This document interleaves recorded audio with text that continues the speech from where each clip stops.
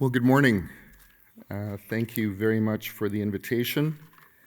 It is my great pleasure to be here with you this morning. I have to say it's a bit daunting for a guy with a forestry degree to be speaking to a room full of architects and engineers and designers.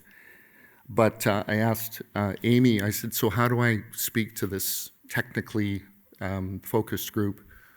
You know, they have so much background and I'm not really trained in that. And she said, Shane, just speak slower. So thought I'd get Amy in trouble already. As Chief Forester of BC, I thought what I'd do this morning is give you a little background on where your local wood comes from. I'm going to highlight some of the challenges that we're currently facing across the province, and then talk a little bit about how we're managing those challenges to make sure that you have the wood that you need. So first and foremost, your supply of local wood comes from a very robust timber supply. 9% of the world's forests are found in Canada.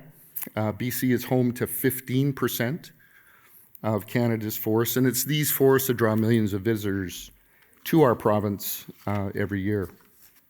So what sets our forests apart from other areas of the world is the regulatory framework. Less than 5% of our forests are found on private land. And so for the architects in the room, that means that 95% of the forests are public land. And therefore, they're being managed under provincial governance. We have a tremendous number of acts and regulations, 17 acts and regulations that govern how we manage our forests. And we have over 5,000 forest professionals that manage the forest, and I'm very proud to be one of those.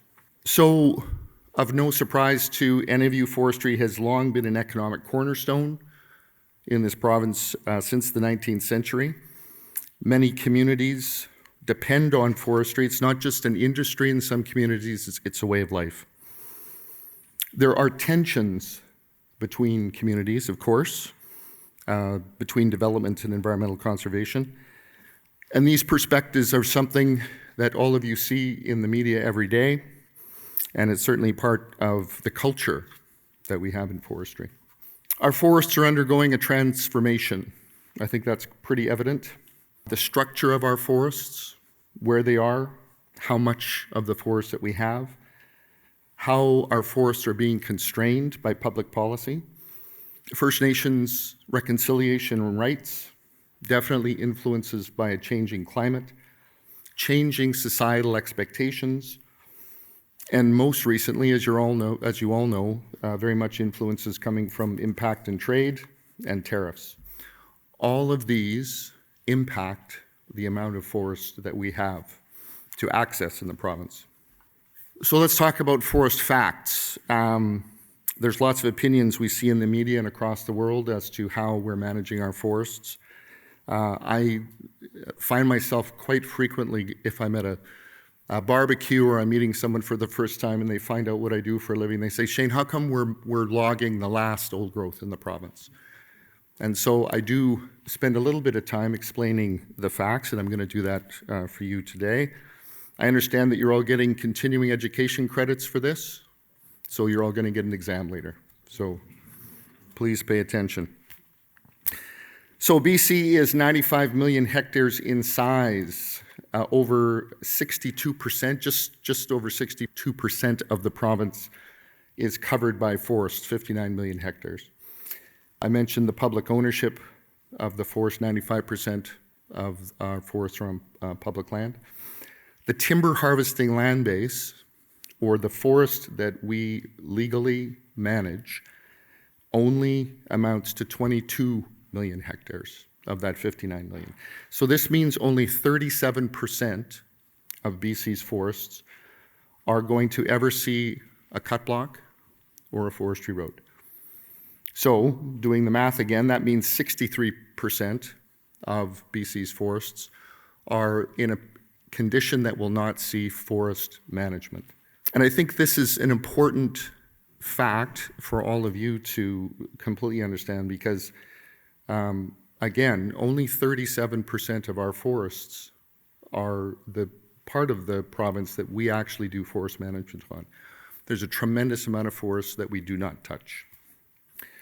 We harvest about 160,000 hectares a year in a good year, and that's less than 0.3% of our forests are harvested annually.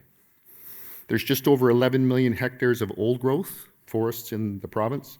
And a few years ago in 2020, an independent panel of ecologists and scientists determined that about 4 million hectares of that 11 million was extremely unique and should be managed differently.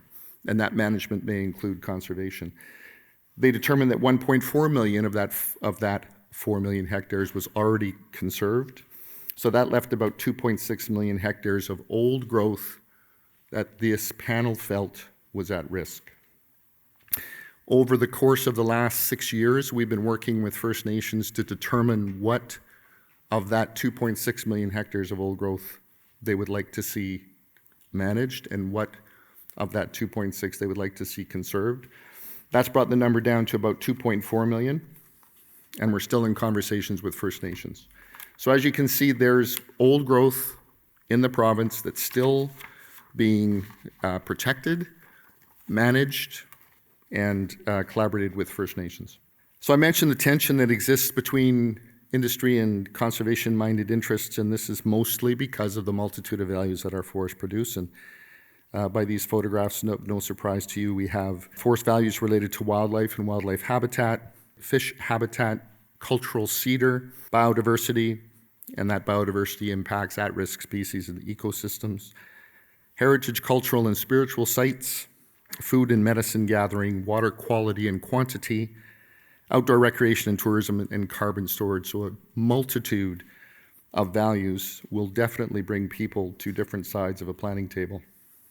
So the question that I get asked most frequently is how much of the forest is actually harvested each year and who makes that decision? So the who is me, the Chief Forester of the province. The Chief Forester is the only independent statutory decision maker in our Forest Act. This decision rests with myself and my 2 deputy Chief Foresters. It cannot be delegated. I can't get a phone call from the minister saying, hey Shane, Quesnel's in a bit of a pickle. Could you make sure that you don't reduce their harvest, the determination of their harvest? Could you make sure that they're kept whole? This is a very complex science-based decision, and it rests with the Chief Forester. The maximum amount of timber that can be harvested each year is referred to as the Allowable Annual Cut, or AAC for short. The AAC ensures a sustainable flow of timber while protecting a host of values. I make this decision across 71 forest management units every 10 years, and we do it in a manner that we don't do all of them at once. And this is what determines the amount of harvest that takes place across the province. So, factors influencing timber supply, of no surprise, the size and productivity of the land base is what determines how much forest we have to harvest. And those are being influenced by a number of different values that you see, a number of different impacts. Wildfires, insects and disease, protection of old growth, First Nation treaties, species at risk, and land use planning. Climate change is having a significant impact on our forests, as most of you will recognize. We've been experiencing drought conditions of the highest nature over the last number of years, and those, of course, produce severe wildfires. This winter is turning out to be another example of where our climate change truly is having an impact. I'm a proud snowboarder at Sun Peaks, just outside of Kamloops. I got 4 days in this year, hoping for more. But this is a winter that certainly is evident of climate change. So the figure on the left shows BC's historical and future summer average temperatures expected to rise 2 to 4 degrees. And that, of course, creates moisture deficits, and the graph on the right shows what those moisture deficits are projected to look like in the future. And the darker red means a drier forest, and that in turn means significant impacts to our forests like wildfires. This is a picture of the Donny Creek wildfire in northwestern BC. This fire started in May of 2023. It grew to 620,000 hectares. So as I said, if we harvest in a good year about 160,000 hectares a year, this fire alone gobbled up 3 years' worth of annual harvest. The fires have been increasing over time. This shows you about 100 years of fire activity. The 20-year average for fires is about 470,000 hectares. We've had some lows. Thankfully, last year was about 900,000. The year before was about just over 1 billion hectares. 2.8 million hectares was the largest fire year that we had in 2023. And wildfires continue to have an influence on the amount and the quality of wood that is going to be made available. This is the world we live in after a wildfire. This was a photograph taken just north of Kamloops after the 2013 fires. So you've got tremendous areas of complete devastation with no salvage opportunity. That wood is gone. You've got other areas that have been lightly burned by the fire, lightly impacted. You've got plantations that have been impacted. You've got some younger stands that have been left. This complex myriad of management opportunities is what foresters have to deal with, and in order to make that local wood available. The allowable annual cut, as I mentioned, is the amount of harvest that we do every year, and as you can see, the allowable annual cut has been impacted by things like wildfire and insects. The red line is the coastal allowable annual cut over the last 30 years. The green line is the interior. The blue and black lines show the total amount. So if you look at the very top line, the black line, you'll see that our AAC was maximized around 2007, and that's when we were harvesting the mountain pine beetle across the province. It's been declining ever since. It's sitting at around 61 million cubic meters currently, and we project that it's probably going to go down to somewhere around 55 to 56 million for the near future. Now, the allowable annual cut isn't just the linkage to your available local wood. The reality is that the availability of local wood depends on how much harvesting of that allowable annual cut takes place.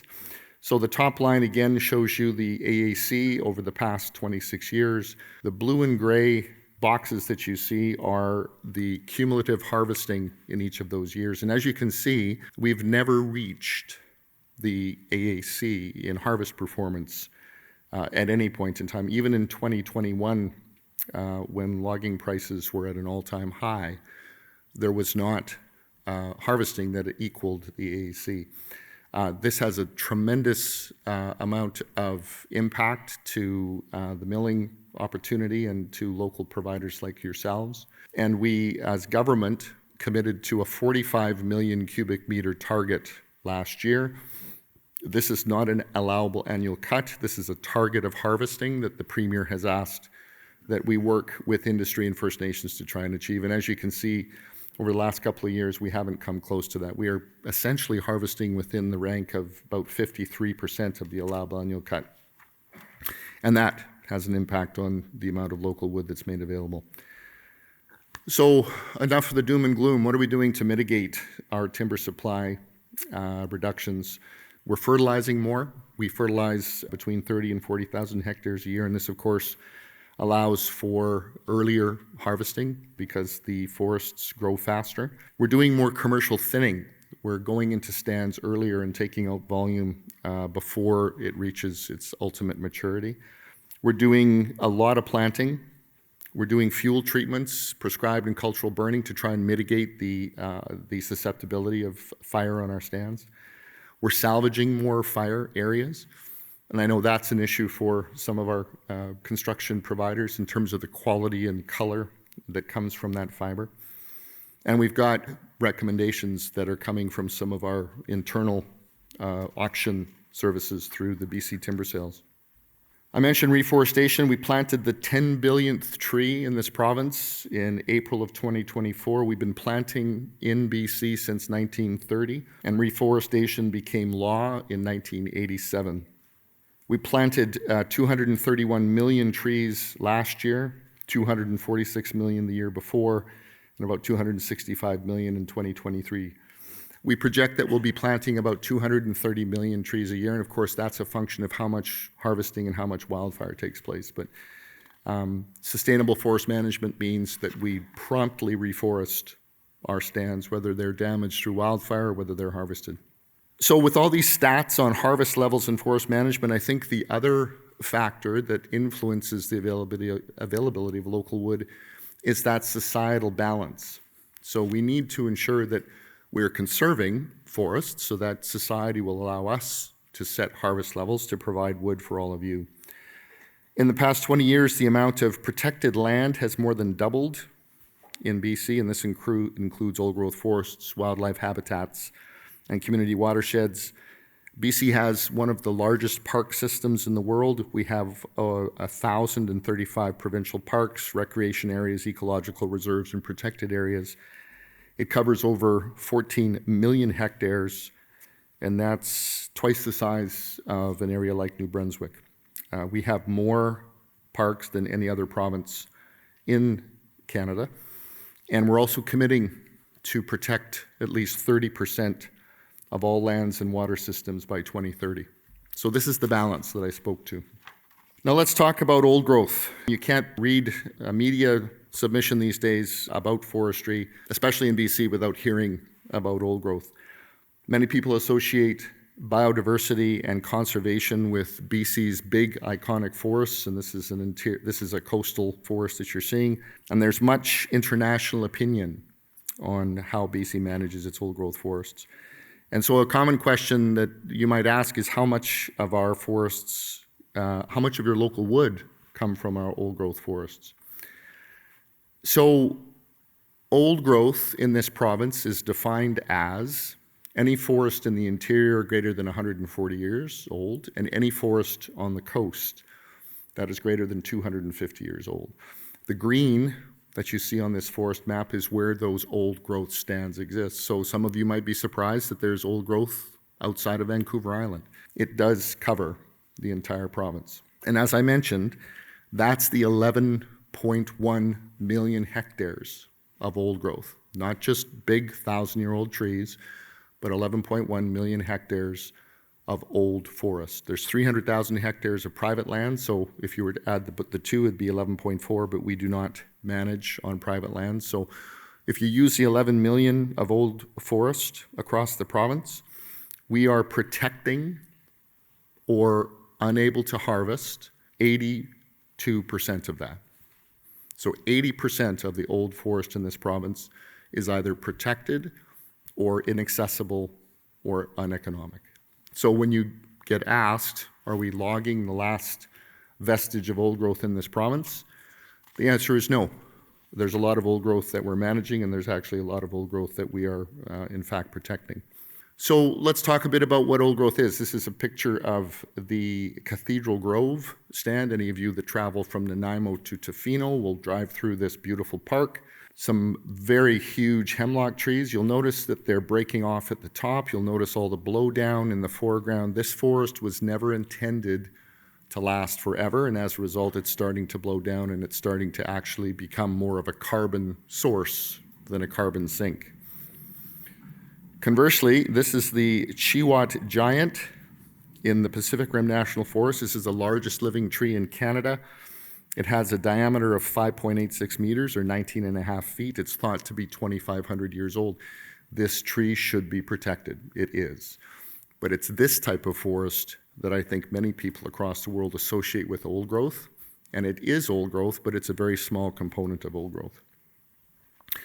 This is a forest in the Kootenays. It's around 250 years old, an interior forest. This forest is in Revelstoke. It is 500 years old. I'm not sure any of you will get on a school bus, drive out to this forest and protest that it be kept. It is a unique ecosystem. It is something that we also have to manage carefully. But this, just for me, is to help us all understand that old growth means different things to different people. And we are managing it all. One of the most fundamental responsibilities we have as natural resource managers is to maintain effective and lasting relationships with Indigenous communities across BC. We passed the Declaration of the Rights of Indigenous Peoples Act in 2019. We are required to and have a moral obligation to consult and cooperate with First Nations as we manage lands that we share. And as a result, those partnerships, I think, are going to give us greater predictability for the purposes of producing local wood. This map is purposefully supposed to be something difficult to read. It's showing 204 First Nation communities overlapping in the province. So you can imagine the complexity that takes place when you're negotiating with First Nations. But this is our obligation. And as I said, if we cooperate with First Nations, we're going to get more predictable local wood. First Nations are very much interested in old growth as well. We developed an old growth action plan in 2024. Some of the commitments within that plan were to create forest landscape plans, which I'll talk about in a bit, expanding the use of cultural and prescribed burning, and deferring temporarily that 2.4 million hectares of old growth that I spoke to before. So forest landscape planning was one of the commitments of our old growth action plan. It is a transformative approach to forest management. It covers large areas, a landscape, and it creates a planning table made up of government, First Nations, industry, and stakeholders to decide how that landscape is going to be managed. We're confident that this type of planning is going to create more predictability. It's going to remove barriers in advance of operations, and it should make local wood that much more predictable. This is where the forest landscape plans are currently established. We have 4 pilots, and we have 11 plans that are in various stages of implementation and negotiation. So I mentioned the impact of societal expectations on our ability to harvest in BC. A question that we always ask is, what do British Columbians think about forests and think about the production of local wood? And why is it that we should continue to manage our forests to a world-class standard?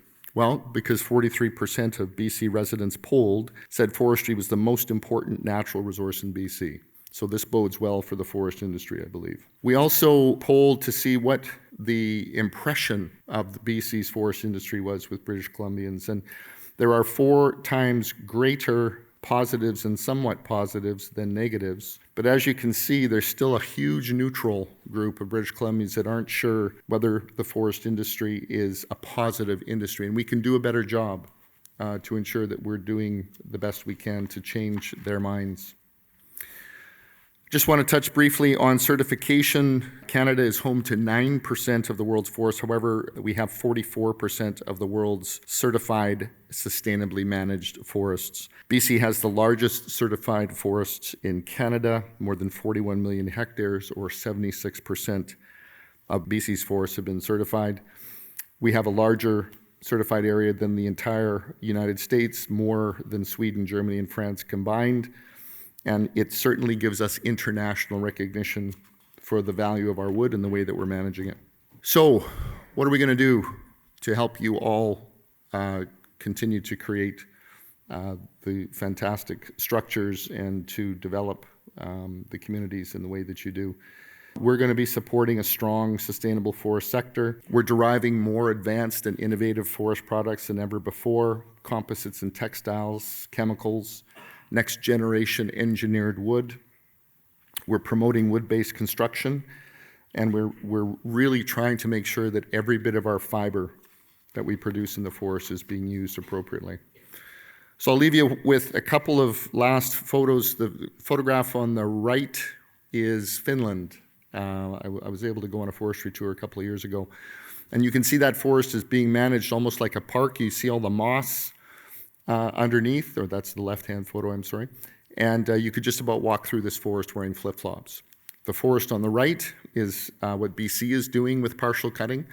Our forests are much taller, and they are much more difficult to harvest using single tree, but we are attempting to do both. And I think the real issue for me is culture and how British Columbians look at their forests. In Finland, the trees are left in a cemetery, and the dearly departed loved ones are planted amongst them. Surprisingly, the trees right next to the graves were doing very well. But this struck me because in Finland, the forests are part of their culture from birth to death. And I think in British Columbia, if we could move in the direction of really adopting this culture of the value of the forests to not only the communities, but also to the economic viability and for the benefit of children today and into the future. Thank you very much. I look forward to questions coming later.